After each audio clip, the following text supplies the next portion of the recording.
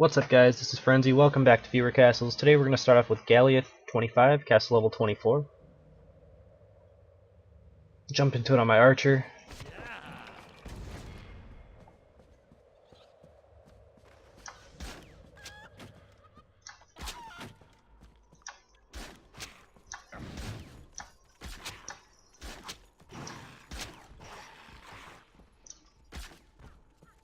Alright, so this was a double pull.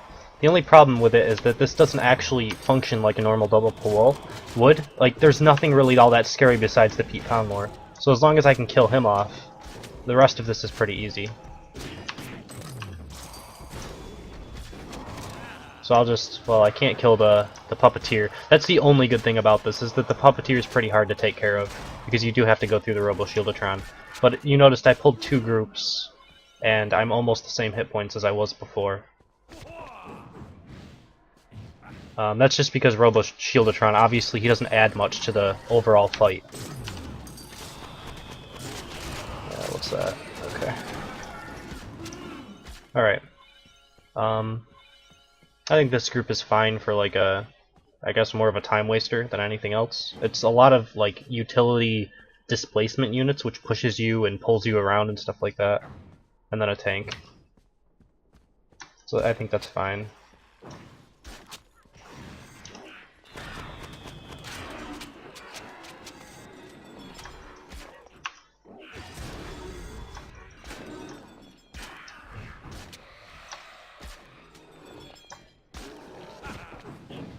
Alright, so that one did a lot more damage to me, you notice.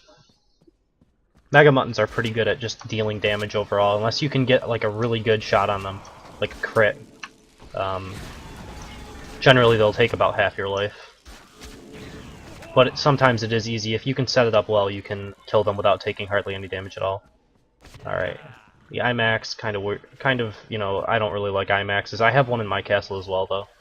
It's just, I don't think they're worth the points, even though I have them in my castle. These things at this level, I believe, yeah, they only do very low amounts of damage. When the next level, level 28, when they get up to their rank 4, I believe it is, the ticks start to go up, like, dramatically. Like, the next tick, I think, is like 150 or something, from 25. That's crazy. So those will be a lot better when you get up to your level 28 castle. Alright, so again, this is kind of the same group as we had last time, except there's a Scorpio that will deal a little bit of damage, like instead of the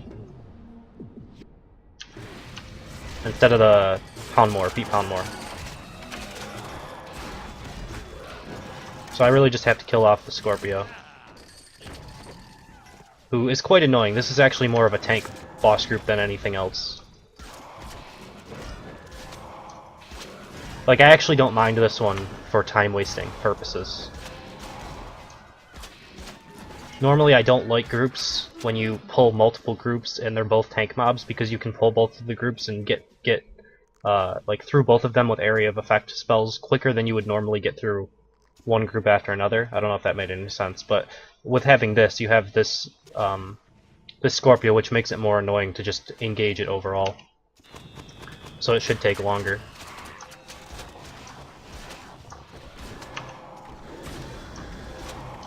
And with having the heal on the Robo-Shieldatron, every time you get knocked down, he's going to get off like 2 waves of healing, so that's good. You actually had this on the specialization where he resurrects himself, which is actually kind of buggy. I'm not sure if it's still buggy, though. I haven't actually seen it used in a very long time. Like, 2 patches or so. It might not be buggy, but it was never good even when it was working properly.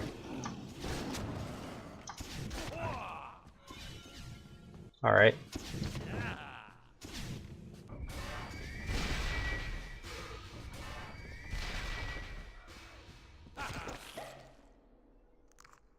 Alright, well this Jimbo, because he's not the one defended, I can just take him out pretty easily. And then the rest of this is easy to clean up afterwards. Personally, I always put my Defendatron on the Jimbo because of that reason itself, is if they just target down the Jimbo, a lot of times he can't sustain that many heals.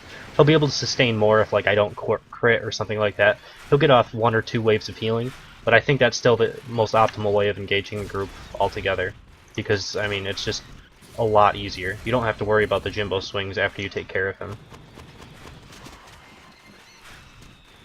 Whereas if you switch it around, right, like the idea behind having a Jimbo, Puppeteer, and Defendatron is you want the Jimbo to be killed last, because you want that damage up as long as possible. So either way, if you have the Defendatron guarding the Jimbo, the only thing you're going to be missing out on it is maybe 1 or 2 heals. But they still have to go over after the Puppeteer first, then the Defendatron, then the Jimbo, in most circumstances. Unless they somehow one-shot the Defendatron, which I can do, but it's rare. More rare than I would say a Jimbo. They're about the same life, but, you know. Alright, so boss room is interesting. I guess it's more of a tank boss room. I think it's okay at that. You could think about doing something like, I don't know, what was the, I don't know what the specialization on the Robo Shieldatron was. But what I'm thinking is, instead of having a Dr. Skull, you replace that with one, hold on, let me think. One Bone Puppeteer and a Defendatron? No, that won't really work. If this is maxed, I don't know if it's maxed or not. I think it is. Yeah, it is. 14, 12, and 10. So what I was going to try to say is that you could add in 2 Bone Puppeteers and have one of them guarded by the Robo Shieldatron, one of them guarded by a Defendatron, and have this, but that would be 37 points, I think. So I guess the boss room is fine as is. I just don't know about, like, a lot of the times I prefer having 2 Bone Puppeteers to 1 Dr. Skull, because I think it's more healing output in general. I don't think the Dr. Skull really adds all that much to combat other than that. Like, the bigger AoE really doesn't normally come into play. But in this circumstance, I mean, I think it's okay. You could mess around with things by, like, throwing in, you know, maybe a Dampener and 2 Bone Puppeteers, but then I think they would be volleyed down too easily. Maybe you could change the Robo Shieldatron to the AoE large circle thing. I don't know, you can mess around with it. I don't think it's a bad boss room, though. So yeah, pretty good castle overall. We'll jump in number 2 in just a second. Alright, next up is Hedning, castle level 20. I'm going to try it on my knight, who's level 19. We'll see how it goes.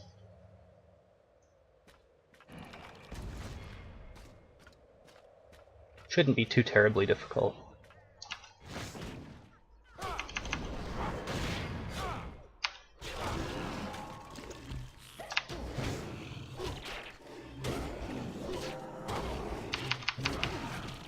Alright, so just kind of AoE everything down as a knight right there and just kick things back.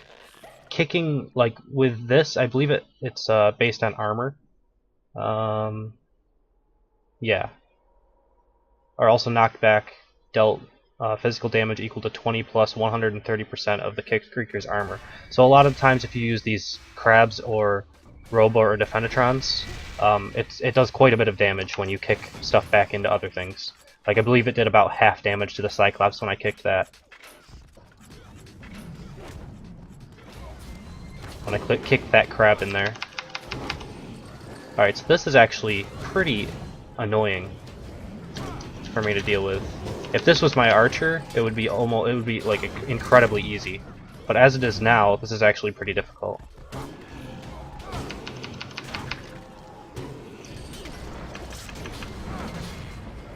Like, really, really difficult. Like, I shouldn't have pulled 2 groups with a castle that's over my level. Alright, there, finally, that died. So I should be able to clean this up, but I think I used 2 potions just on these 2 groups alone, so I need to be a little bit more careful. And now they're finally dropping all the health globes, 4 health globes in total. So I'll be full life after I get done with this. 5 health globes for 2 groups, that's insane. But yeah, I forgot that I can't pull 2 groups on this castle. Alright, so I don't really think that's... I should have waited and let that guy resurrect. Hopefully you have him somewhere else in your castle to see if the bug's still there. But in general, I don't think that those are all that great. I mean, you saw it there. That's about as effective as they're going to be because knights are actually going to get hit by them. Archers are just going to volley them, and mages are just going to vortex rift plus some AoE spell.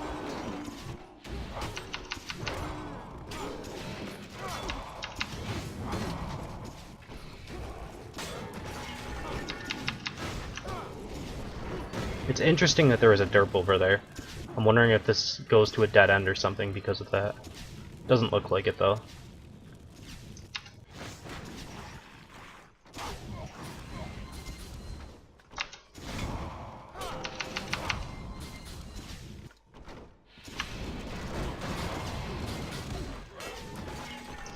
Trying not to get hit by many Zeke arrows here. Just kind of perma-stun him. I got hit by one. It's not too bad.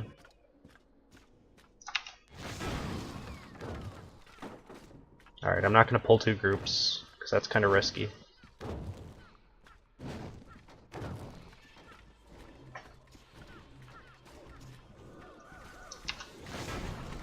See, by itself, I don't think this group is going to be nearly as, as a pain in the ass as the other one was.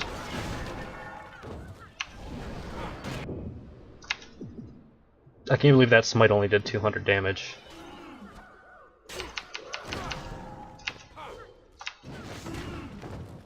Alright. And then a Pete Poundmore with an archer. I'll use a potion, I guess.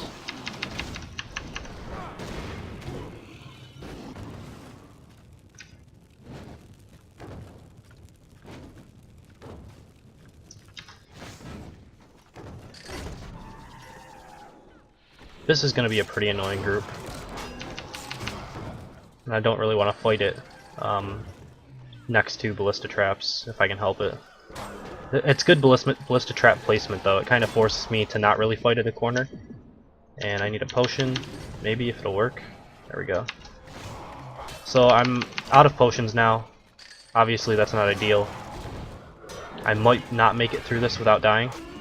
And mainly it's because I'm taking so much damage from these Ballista Traps, like it's insane. And the Scorpio's kind of doing a really good work against me.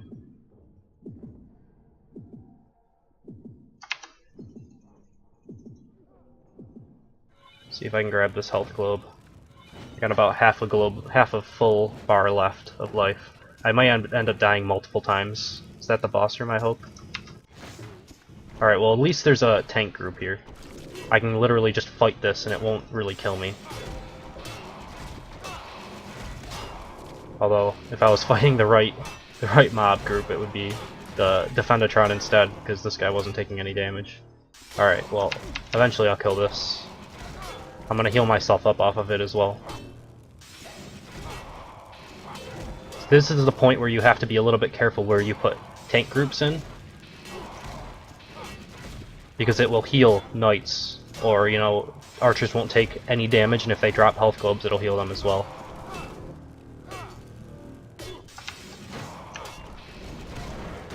Alright.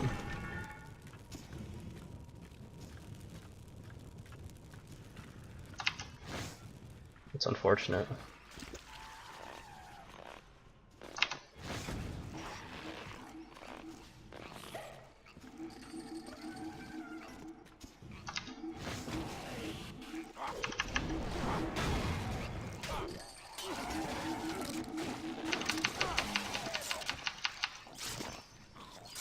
Oh my god, he's blocking the entire way in. That's like the worst situation ever. He was literally just standing right in front of the door, so I couldn't get through the jelly wall. That was really good.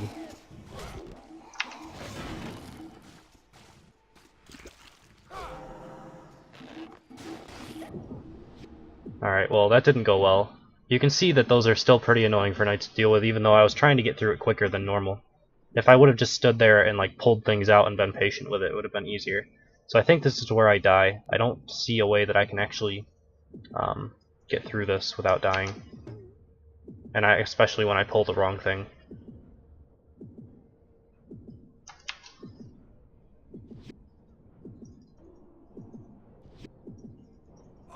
Yeah, I was gonna die there regardless.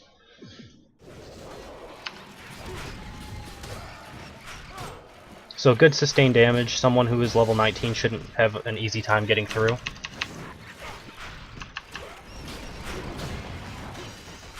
I took way too much damage to the whatever group that was early on with the Cyclopses and Dr. Skull healing them. That was a really good group for you. But it was a double pull, so if I played it smarter, I could probably have like a potion maybe left still. I would have used like my third right there. This guy is like owning my face, my god.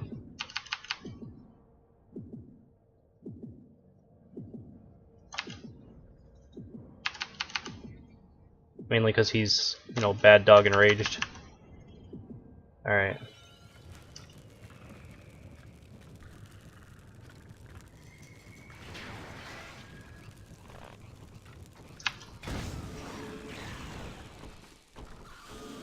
Now technically I can do this without taking any damage, but it'll be very difficult. Especially if I don't hit anything because it's my like attacks are pathing through mines for some reason. Okay, knights, like I don't know if they can actually take no damage. Archers are just OP right now. Against IMAXs it seems.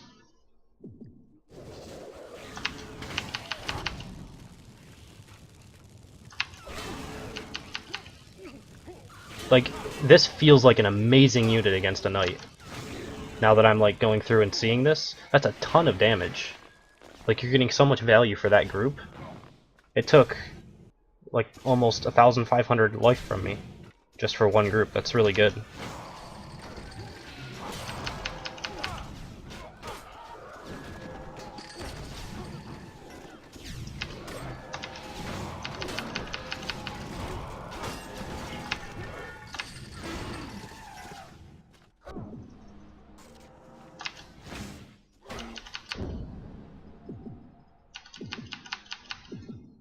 Yeah, I really can see that knights have the hardest time in this game for sure, right now. I'm not sure what they need exactly, but I mean, I am one level under this castle. I shouldn't have made it through. But you just get hit by everything as a knight.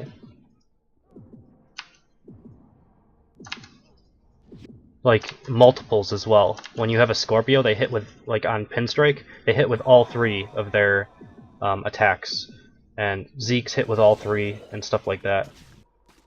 So it makes it really difficult for archers, or for not archers, for knights. But anyway, this is a really good castle. You shouldn't have too much trouble because I died quite a few times, which means I would have needed something like 7 potions to get through this. So you shouldn't really be having trouble hardly at all against anyone.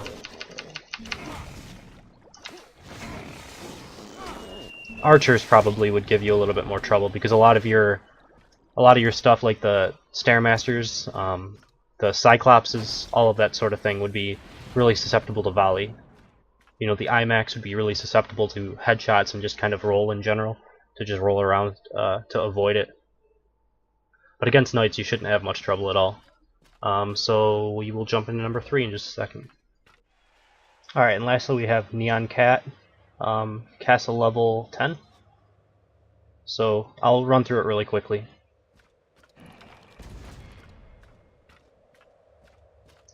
Just to see what he has, make sure everything's kind of set up okay.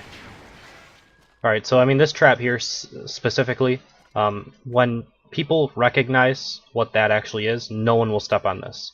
And even if they do, these days, the only benefit for a springboard trap is its displacement. So if you're not doing anything with it, there's literally no purpose other than, you know, a few seconds, but there's no damage done. It doesn't do any damage at all if someone steps on it. So that trap's just not going to work for you pretty much at all.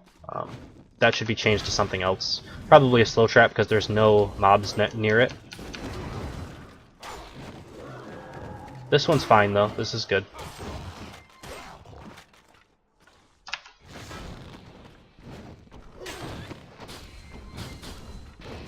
This one's fine as well.